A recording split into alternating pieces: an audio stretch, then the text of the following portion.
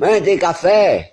Tem não. Pois vou criar um universo repleto de dor e sofrimento. Este mundo que estou prestes a criar será um espelho distorcido de tudo que já vivi, de cada cicatriz que carrego na alma.